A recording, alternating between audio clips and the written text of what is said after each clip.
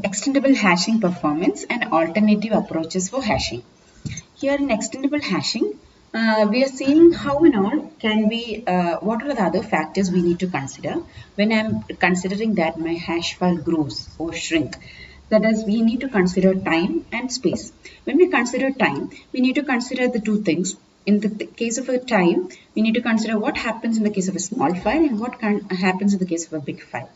In the case of a small file, usually we can tell that we can get an access within one disk access, and in the case of a bigger file, mostly the access can become 2. Now, when we consider the second factor, that is space, we need to consider how is the space utilized in the case of using a bucket and when we use directories. So these are the main things which we are going to see. So the first thing which you're going to see is how is space utilization done when you use buckets. So here, when we analyze the usage of buckets and the space used, we need to consider these. There is R, B and N, where R is the number of records, B is the block size, and N is the average number of blocks. So here, this is the equation. N is equal to R by B log 2 of N. Okay, so this is the equation used. Now, the definition of space utilization or packing density is the ratio of the actual number of records to the total number of records that can be stored in the allocated space. Actually, what is saved and what is the total number of records that can be accommodated. So this is the ratio of space utilization or packing density. So we can tell that another formula is there for space utilization, that is utilization is equal to R by Bn, which is equal to 0.69 when we substitute the value of n. So we can tell the average utilization is near to 69%. So we are considering the space utilization of our previous techniques like B-tree also. So when we consider the efficiency with B-tree, in B-tree we are having efficiency of 67%. Now we are telling that if we use redistribution, we can improve the space utilization into 85%, where in the case of extendable hashing, okay, or extendable hashing, we are having an efficiency of only 67, okay, where we can tell that using distribution is able to give us more space utilization compared to our extendable hashing. So we can tell that again, but this utilization can decrease or it might use more space, like 90% if the buckets, if any of the buckets become full, or if any of the buckets, any other complicated cases come against it, there are chances that the utilization can increase from 90% or it can become to 50%. Okay, so these are the different cases which we have seen in the case of the factors which considers when we use bucket. Now the second thing which we are going to consider is space utilization for directories. In the case of directories, we know that we in more of our techniques, we are using directories for giving the probability of allowing the buckets to shrink and grow. Okay, so it is a directory which gives that property to shrink and grow. So now here we are just seeing a list of list which is stabilized, telling that for this much bucket size and for this much number of records, the directory size is so and so. Now, in addition to these table data, we can create a directory size by using this formula. Okay, that is directory size is equal to 3.92 by B, R, which is raised to 1 plus 1 by B. Okay, now we'll see the table. Here, B is the bucket size and R is the number of records. So 1 kilo is equal to 10 raised to 3 records, in the sense 1000 records, and 1 M is equal to 10 raised to 6 records. Okay, so when bucket size is 5 and the record is 1000, we can tell that the directory size is 1.5. Now we go for the other extent, that is when we have a bucket size of 200 and 1000 is my record size, we have a bucket size or directory size of 0.0k.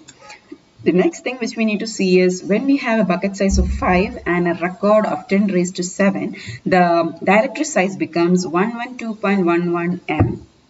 And when we have a bucket size of 200 and number of records is 10 raised to 7, we have a directory size of 0.13 mm. So we get an idea of how does the bucket size and the number of records are factors when we consider the directory size.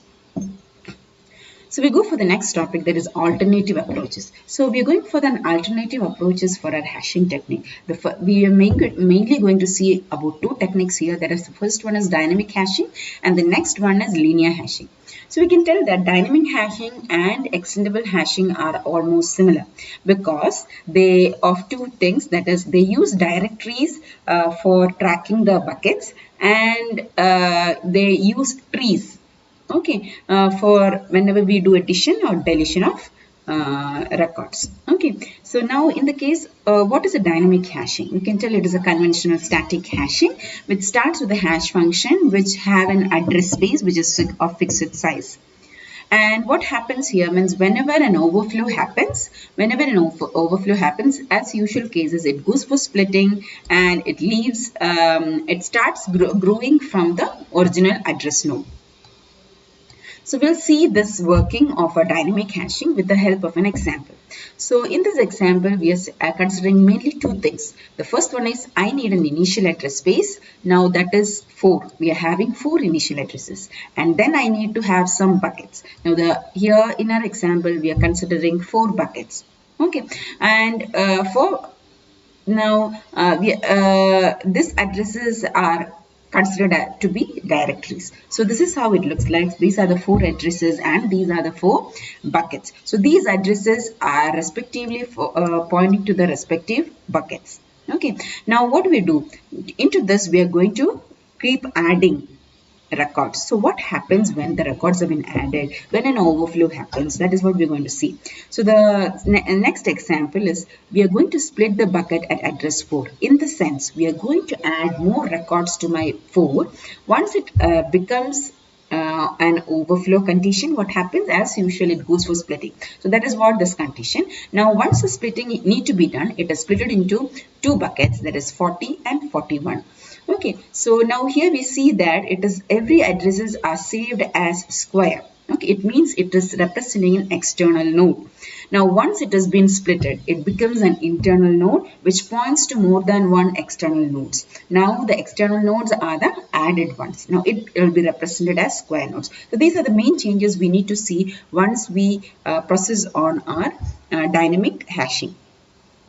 So you can see here now the records to be added are added to my 4th address, where I'm going to divide my 4th address into 2 nodes, that is 40 and 41, where my square address, that is an external node, is now changed from external to internal. So it is now represented as circle, and 40 and 41 is now the current 41 external node which is pointing to the respective buckets. Okay. Now, so this is how it happens. Now, the next example is where I'm going to add more records to my bucket 2. So now, as before, it is going to be divided into 20 and 21, and again 41 also I'm going to add much more, a little more records. So it is again going to be divided into 410 and 411. So we'll see this in the diagram. In 2, I'm going to add. Now what happens? The external node changes from external node to internal node. So now it changes from square to a circle, and my 20 and 21, my new nodes becomes external nodes. Now it is pointing